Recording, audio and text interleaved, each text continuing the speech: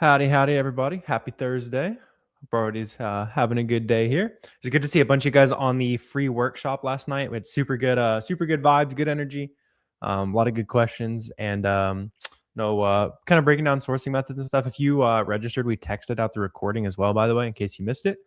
And then the next one will be in 2 weeks. So yeah, excited to hop on, answer any questions you guys have about selling on Amazon real quick. If you guys are new, I've been selling on Amazon personally for over 7 years at this point. It's been my full-time income for like 4.5 of those. Just buying and selling name brand stuff that you can get from Walgreens, Target, Walmart, specifically online, rather than like going out to retail stores a ton or buying from wholesalers and stuff like that. But yeah, let me know what questions you guys have as we're popping on in here. And if you want to learn a ton about selling on Amazon for free, I've also got a 5 hour long free video on YouTube that you can dive into as well. Just look up Fields of Profit free course. Yeah, live this time every Thursday as well. If you want to come pop in and ask any questions. What's up, Lewis? Said, yes, sir. I did study economics. All the good the college degree is these days. I technically did study it. Yep. Let's see. Did you do the same? Is that why you're hyping that up? Let's see. Seems hard to get ungated with Amazon. How do you go about that? So the nice part is it's easier than it's been in a long time because of the new Boxem feature. So you can literally just go into Boxem, go to bulk ungate, and then click suggested ASINs, and then you'll get ungated in like 50 to 100 brands for free. That's like super easy, like low hanging fruit, something that was not really possible until recently. So you can take advantage of that. And then anything that lets you apply to sell. So for example, if you tried to sell, I don't know, like Tommy Hilfiger clothes or DeWalt tools, something like that, then you'll just get an invoice from wherever you bought it profitably. You don't need to worry about like wholesale invoices and stuff like that. Let's see. Taking econ right now. Yeah, cool. Yeah, I definitely like that stuff. Let's see. Let me know what other questions you guys got. How much capital did you start with? How long did it take you to see profits? So I started with like the $1,500 that I made as like a high school kid, basically. Working at Walgreens. That was my my startup budget. And then I was able to get to year one was about $30,000 in profit. Selling like used books and just like anything I get my hands on. And that's what year one looked like for me at least. And I've seen people make a lot more than that in their first year recently. I've seen people make less than that in their first year. It's just kind of like the amount of effort you're able to put in, essentially. How do you open a wholesale account? You'll just email like distributors or brands directly, that kind of thing. If you're wanting to get into wholesale, you need to figure out how you can offer just like a little bit of extra value that goes beyond just like, hey, we're gonna buy a bunch of stuff from you. You need to convince them why it's worth it to sell to you as well as everybody else they're already selling to. Let's see, you have $1,000 just to start and learn. Cool, yeah. I had about that much when I started as well. Yeah, so yeah, I had about that much when I started too, man. So it's a good place to start, for sure. Let's see, and you're on a let's see, you're on a hidden comment on TikTok, hating on random people on the internet. Am I supposed to be like the one not doing doing worse than you here? Come on, man. Like, never seen anybody who's having a great life like coming into random comment section and start complaining and stuff. It's just not what winners do. Let's see. Do you really get sales if you're not in the buy box? Yeah. So you definitely can on items that are suppressed. So if it's a suppressed listing where there's no buy box or anything like that, then you can make sales. Otherwise you'll need to win the buy box, which you can do by making sure your price and shipping speed is equal to everyone else. Interesting, Avery. What's up, man? Let's see. Yeah, we'll be going live next week to talk a little bit more about it. But for those of you guys that want to come to like an Amazon event here in the near future, I'll be at Miami Sellers Conference in May, by the way. Avery's in the YouTube chat right now talking about the conference and stuff. Let's see. You need coaching. So I just do it all for free on YouTube, man. So you can just look up Fields of Profit on YouTube. I don't do really like one-on-one calls or anything like that. Just focused on helping as many people as possible and building good software. Let's see. How much have you actually made after Amazon fees? Yeah, so usually your gross profit as a seller, if you can be around like 20% gross profit, anywhere from 15 to 20% gross profit with online arbitrage specifically, and that's pretty standard. Or you want to be after your like net expenses, you want to try to be above 10%. If you're doing like high volume wholesale, I know some people that are in like single digit margins. For me, I hire people to like source, ship, manage everything, stuff like that. So that obviously cuts into my margins. I'm shooting for 10% net margins, um, so that I can spend 30-ish minutes a day running my business, and focus on some other tasks. Actually enjoying life, stuff like that. Obviously, you could work harder and do more things yourself and have higher profit margins. It's just like whatever is interesting in the business to you. Let's see. Does Boxem have an affiliate program? Yeah, so we share 30% commissions. So you can get that for life. You can just look up Boxem affiliate program. Lots of people have been crushing it lately. Let's see. Teacher got confused when you randomly mentioned the buy box going up and down. You're trying to make your econ teachers really confused or something like that. I like it. Let's see. That is see, my name is not Noah Asa, so that'd be a different person. I'm not exactly sure what you're talking about. It sounds like somebody else's product. Let's see. You're a bit confused. Do you physically ship to Amazon FBA or do you start shopping FBA first? So yeah, so everything I buy will be like this. So like this, right? This like Halo toy or whatever, right? Everything I buy, I'm gonna ship it to my prep center, and my prep center is gonna send it off to Amazon FBA. Yeah, and then it's going to check in at the warehouse and stuff like that. Let's see. Hey man, if you want to give away your time for free, go for it. Like it's there. It's there for people who want it. I'm gonna make sure we got good vibes going on in here. I'm gonna do that. Should have done that a while ago. Sweet. Yeah, we got good vibes only in chat today. Let's see. Do you have your own warehouse? I do not personally. But some people will. I use a prep center. Yeah. So I'll use a prep center. I'll pay them like per unit, and then they'll ship everything out to Amazon for me. Or you can go the warehouse route. I just didn't want to manage like a bunch of employees and stuff like that. You definitely can. You'll have slightly higher margins if you do, but not my preferred way. Let's see. Do you use QuickBooks for accounting? What would you recommend? So honestly, I just use my Boxem P&L report combined with Google Sheets at this point, because Boxem will track all the like complicated things, and then the only other things beyond that you need are like boxes and software and stuff like that. That's pretty easy to just like track on a Google Sheet. I don't mind doing it. I know some people hate like bookkeeping and stuff like that, so you can get stuff for that if you want, but it's not super complicated as long as you have like Boxem to track all your Amazon expenses. Those can be pretty complicated if you don't have a software. Let's see. Appreciate. I'm not hiring from from chat today, but hope everything's going okay for you, man. Let's see. When is it time to consider a repricing tool? What's up, Shonda? How you doing?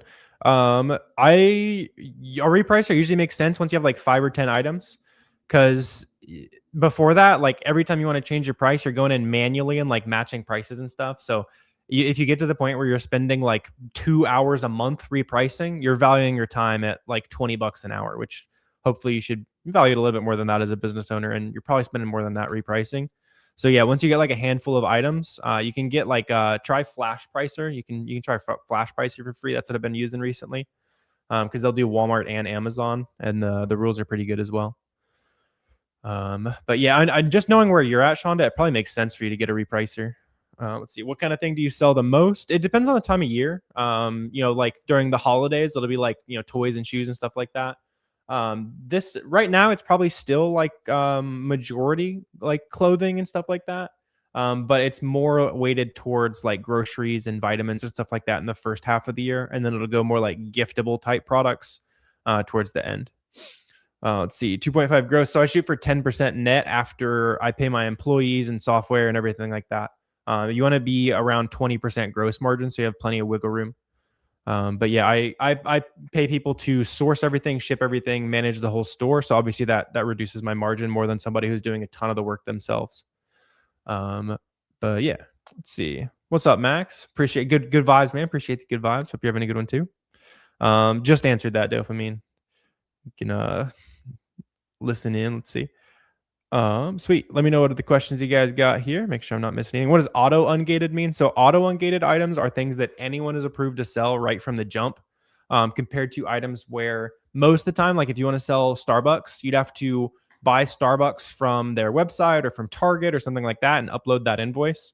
Auto ungates don't require you to upload an invoice before you sell those brands.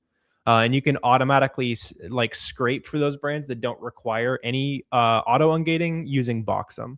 So like kind of the first step when you're getting started as an Amazon seller, if you want to make it a lot simpler, you can just go into Boxem, make that list of things that you're auto ungated to sell, and then start storefront stalking those brands. And if those words sound like rocket science, there's a free course up in my profile, or you can just dive in on YouTube. If you look up Fields of Profit on YouTube, that'll be the way to go as well. Let's see. How do you start? Yeah. So if you just like kind of do what I was just breaking down there. So get auto ungated on Boxem. Learn how to source, like do the basics of sourcing on the Fields of Profit YouTube channel, and then like set a goal for yourself to spend $50 on inventory or $100, whatever is just like a reasonable, like nice starter amount for your like startup budget, basically. Don't spend all the money you have like right from the jump. You want to kind of ease yourself into it. Otherwise, you're gonna buy a ton of one product right away, and you maybe make a mistake that you'd realize was a mistake a week later. Just kind of buy as many different things as possible. Get 1 unit here, 3 units here. Learn the basics, and then you'll realize like what's working well and what's not. Let's see. Aside from Keep, SellerAmp, and Boxem, are there any tools, specifically AI, that are useful for new Amazon sellers? So like I'll use a little bit of like Gemini or whatever, just like standard like the AI models, but the Boxem AI is specifically for Amazon sellers. That I use that one a good amount as well. But yeah, I mean, obviously you already mentioned Boxem in that, so it sounds like you're good to go. Let's see. Is Etsy okay? So I don't sell on Etsy personally, but I know people who do make money on Etsy. At the end of the day, like the one of the biggest things I say is like it has never been this easy for regular average people to make money online. So whether it's Etsy or Amazon or eBay, I don't care. Just take advantage of something. It's we got too much opportunity in front of us right now with internet money, and yeah, it's just way easier than it ever has been to start a business. Let's see. What's up, Eleanor? You said a bunch of people always want to charge like $5,000. Yeah, I don't offer any like expensive coaching or anything like that. Yeah, helping out a bunch of people for free, and then we do have paid resources, of course, for people who ask. But yeah, not not $5,000 for sure. Let's see. Do you really need an LOA or brand direct invoices, or are brand direct invoices enough for ungating? Like an invoice will be good. If you're buying directly from the brand in general, you're going to be pretty safe. Yeah, like the directly from the brand's website, or especially sounds like you might be buying directly from the brand in general. Let's see. You wouldn't know where to start. Yeah, so like the easiest concept to think about is if I want to compete with other people who are reselling on Amazon, what products are other resellers selling? The easiest example of that is products that are only sold at other retail stores, right? So that's going to be Great Value. That's going to be Target's Up and Up, like things like that, right? So if you go to those listings on Amazon, then you have huge lists of other resellers who buy from retail stores, and then you reverse source off of that. You try to reverse engineer those products. That's like the super basic like concept that'll help you find like those first products.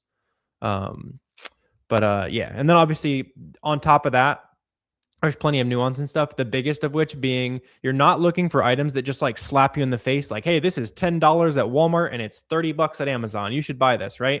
Sometimes that'll happen, but it's not super common. What you are looking for is, hey, this item is $20 at Walgreens, it's $30 on Amazon. Usually we need to buy things for about half of what we want to sell it for. So how do I save myself $5, right? Maybe I find a coupon, maybe I find a discounted gift card or cash back or loyalty points, right? It's going that little extra step to create extra profit margin and do the things that like your competition's not willing to do, right? So when just like in all businesses, it's pretty much true. Like what's the extra step that I can take that is worth taking the extra step that other people are not doing? For online, for like reselling, it's how do I create those extra discounts? How can I spend an extra couple minutes researching that product to get it as cheap as humanly possible? Let's see. What's up? Avocado said, thanks for the advice and videos. Got you. Yeah. Glad it's been helpful. Let's see. How can you start? Yeah, so I was just kind of breaking that down. For a lot of you guys, I know a lot of you guys on TikTok have like very beginner questions today. There's a free course on YouTube you can watch. I would just recommend watching that. Just look up Fields of Profit free course. It's like a 5 hour long YouTube video. Let's see. eBay is a great way to sell items that you purchase that you can't get ungated in. Yeah, for sure. Yeah, eBay or Walmart, those are good to have as like backup marketplaces to Amazon. Some sellers say to stay away from large sellers. At the same time, small sellers tend to tank prices. What's the sweet spot? Interesting. Yeah. So, um, yeah, like there's not really any major reason to avoid large sellers, unless like typically the only items I'll avoid if it's sold by a bunch of like huge Amazon sellers is if it is like clearly like a wholesale deal or like some kind of pricing I don't have access to. Otherwise, like I'll compete with sellers a lot who have hundreds of thousands of feedback. As long as my price and shipping speed is the same, like I'll still make sales, like on a basic level. And then, yeah, I mean, if you're running into items where the prices are dropping after you're purchasing, it's not necessarily because you're competing with smaller sellers. It's more so because you weren't adding enough extra discount methods. Or at the end of the day, like not everything you buy isn't always going to be profitable. Like that would be if it is, then you will be very, very rich. But not every single product you buy is not always going to shake out how you hope. You just need to make sure that every product you buy, you're doing everything you can to make all that extra profit margin, like we're talking about, with discounted gift cards and coupons and stuff like that. That way, if something does go wrong, you've still done a little bit of extra work to protect the margins, and it's not just like relying on that face value pricing. Let's see. I shoot for about 10% after I pay my team to do all the work, Mantisa. Let's see. Dropping a product in 2 weeks. How do you advertise or market your product? So I don't buy ads or market or anything like that on Amazon. I just capitalize on existing demand. It's like the way simpler way to get started on Amazon. But good luck with the product launch though. 3 or 4%. Yeah, that'd be pretty low. I don't know if I've ever met a seller who's that low on profit. Or at least willing to to admit it to me, I guess I should say. Yeah, I have met like wholesale sellers who are doing like $10+ million a year who are in like the 7 to 10 profit range. But that'd be pretty low. Especially like for what I do, like arbitrage is going to be higher margins than wholesale. Wholesale is more of like a volume game. Arbitrage is spending a little bit more effort for higher profit margins game. It's so hard for you to find profitable products in Canada. So, I mean, the concepts are going to be the same as like the US. So, if you've watched if you watched any of my YouTube videos or just like the free guides that are up above or down below, depending on what you're watching, those are great places to just like learn how to find some good winning products right from the jump, basically. Sweet. Let's see. If a product is listed as used, can Amazon still request invoices or proof of supply? I don't know if I've ever run into that personally. I don't. I think you'd be safe. That's kind of the point of selling things as used is if you are not confident in your supply chain documents to prove that it is new. So if you bought it from like eBay or something like that, those would always be considered used condition. But if you're buying them from like Walmart, those would be new products, obviously. Um, but yeah, I don't know if I've ever had that. See, yeah. So if you guys are wanting like the free YouTube course, it's just Fields of Profit free course. There's also a ton of free resources up in my bio or down below. Let's see. What's up, Hayes? You said so you're doing FBM. So I do a little bit of FBM, but I'm mostly an FBA seller. Just because it is like it's a little more scalable, that kind of thing, to send it all off to Amazon at once rather than ship everything out individually. But yeah, you can definitely FBM's more of like you can test the product via FBM and see how fast you're able to make sales, and then FBA to go deeper. Let's see. Do you need to ask brands to sell their products? So not necessarily. You do need to do your due diligence to make sure you're actually allowed to sell the brands from like a account health perspective. And that would just be making sure that the listings in that brand have plenty of like resellers on them. So that would be lots of listings with 3 or more sellers. I'm also going to make sure that brand is not listing that product themselves on Amazon. And I'm also going to make sure that there's never been like you can look at the history, like you can see the entire history of an item on the SellerAmp chart. And if I ever see a bunch of people like fell off all at once, where like the brand kicked people off, I would avoid that product as well. But Just like a couple like simple checks you'll do to make sure the brand that you want to sell is safe. Let's see. If you have brand direct invoices, are you safe for supply chain authenticity? Yeah, if you're buying directly from the brand, you're good. Yeah, for sure. Let's see. Feel like I was stuck at 2.5 for a while. I didn't need to scale more. So I mean, I just have to like hire more employees and stuff like that. I just like the scale my business is at right now. Um, Definitely could, but yeah, I just like the business where it's at. That's the thing. Like, run the business how you want. If you want to run a business with very big numbers and very stressful problems, then scale it to 9 figures. If you want to keep your 9 to 5 job that you like and you just will need to make an extra 5 grand a year, make an extra 5 grand a year. Right? Run the business that you want to run. That's the biggest thing, right? Don't be somebody who's on day one of your business looking at somebody who's been on selling for 10 years and be like, man, why am I not there, and vice versa. Let's see. How do you deal with refunds that seem unfair? If something arrives late, you get debited. So if it was an FBA item that the customer wanted a refund for because it was late, that's Amazon's job to refund. So if they messaged you, just tell them to reach out to Amazon support. That's like covered on our end. We're not responsible if Amazon ships things out late. Amazon has to cover those refunds. Let's see. Can you rely on historical data on the Kiba charts when sourcing? You heard they can be inaccurate. Yeah, I don't know what kind of inaccuracies you've heard of before, but yeah, for sure. More money the better. Sure. Yeah. If your goal is to build a huge empire, then do it, man. I like the scale my Amazon business is at. I would also be probably 10 to 20 million a year if I was only selling on Amazon, but I have other businesses that I'm working on too. Just get a little diversity, that kind of thing. Boxem compare. Yeah, so Boxem has more features than that software. For example, you can make shipments on Boxem. You can't on that other software there, Corona. Yeah, just a lot more valuable, basically. The AI assistant, you can also bulk ungate on Boxem. Yeah, just a lot more valuable. Let's see. Can you apply to get approved to sell a product before you purchase, just in case Amazon does not authorize you? No, because to get approved to sell a brand, you need to have purchased it. You need to have an invoice for it. So no. Yeah, but like at the end of the day, all you have to do is buy 10 units. Like, even if the product is $100 each, it's $1,000 to unlock an entire brand, and that would be like a pretty dramatic example. Usually, you can just buy like a $5 product in that brand to get ungated. Do you use VAs in your business? Yeah. So I've hired VAs to like source all my products and manage all the products. They're the ones talking to Amazon for me, stuff like that. Free up my time so I can do stuff like this. Yeah, I would definitely. That's like the easier way to like scale an Amazon business as you go. It's like kind of why online business is good in general, just because you can hire some like overseas help and stuff. Do you only do OA? Yeah, at this point, pretty much. I'll hop on the occasional wholesale deal, but pretty much all OA. It's just the business I like running. Let's see. Cool. For sure. Yeah. Let's see. What's up, Sean? You said, same you just answered. You want to make sure you understand. If you sell as used, is there any risk of an IP complaint? So I actually did have one like 5 years ago, and it's the only one I've ever seen. I've never heard anyone else get a used IP complaint. So generally, like, you're very safe on that. But technically, it is possible. I got unlucky a long time ago on that. What are VAs? Virtual assistants. So for me, those are employees that I've hired from, like, my team's in the Philippines, and I'll just train them on how I do what how I like to source things and stuff like that. They'll just go and replicate the methods and work off that. They're salaried, that kind of thing. Just training people to work for you, basically.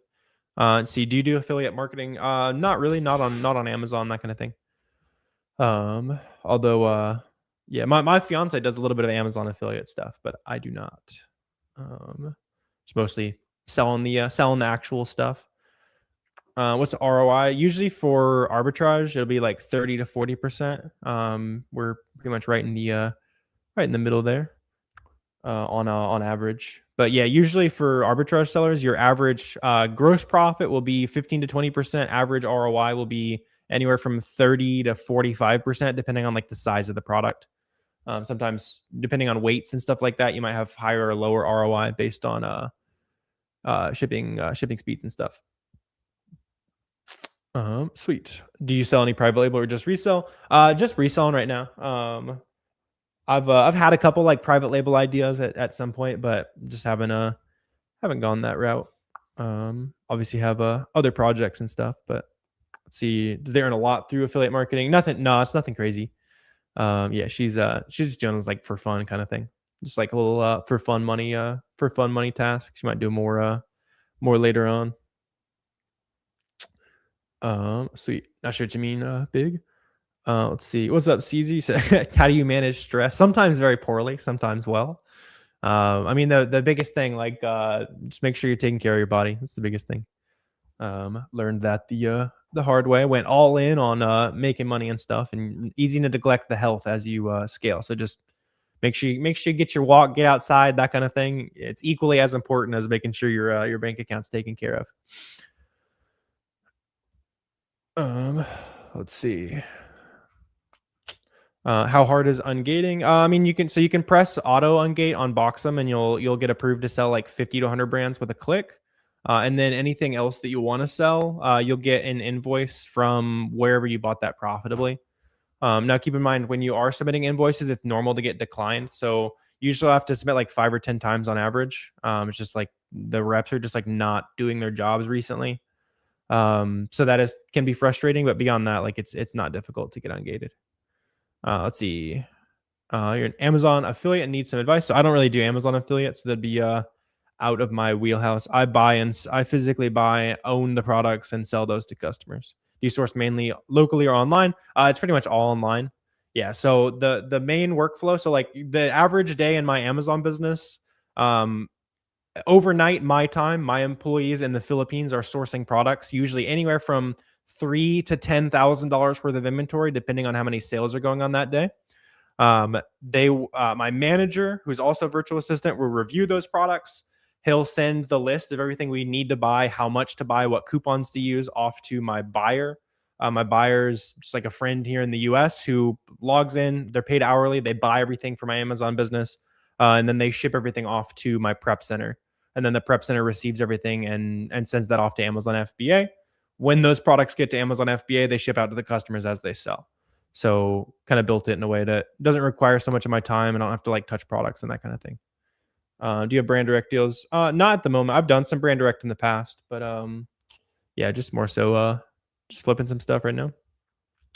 Let's see. Did you hear some of the big box stores are closing down? Big Lots on shut. Interesting. I didn't see it. If Big Lots is shutting down, like anytime you guys see those like big store closures, like those are always super profitable. Let me see. I see some from last year, Revelations. I know Big Lots was closing some stores last year. If you see one near you that like is honestly like any retail store, if they're closing near you, there's going to be a bunch of clearance, and that clearance is usually like super well priced for flipping some of that stuff on Amazon. So you get the deals while you can. Yes, sir. Good vibes, Revelations. Let's see. How long do you let items sit at FBA before considering taking a loss? Good question. You're asking a lot of good questions. Resale. Oh, you got resale on the name, so you've been taking this stuff seriously. So like I'll usually wait 21 to 30 days. If I don't make a sale, I'm going to lower the ROI to like 10 to 15%. It's also going to change depending on it's also going to change depending on how much like risk there is involved in the product or future potential for the price to go back up. So let's say like right now, if there's an Easter product, I wouldn't lower prices on anything because obviously Easter's not here. If it is like winter gear, I'm probably going to lower prices a little more aggressively because it's about to start getting warmer, right? But yeah, usually 21 to 30 days, I'll start lowering prices. 45 to 60 days, again, depending on like future prospects and stuff, I'll lower to like break even. And then at 90 days, I'm pretty much going to try to make sales as fast as I can. Let's see. How much your business owes a wholesale versus OA is 95% OA.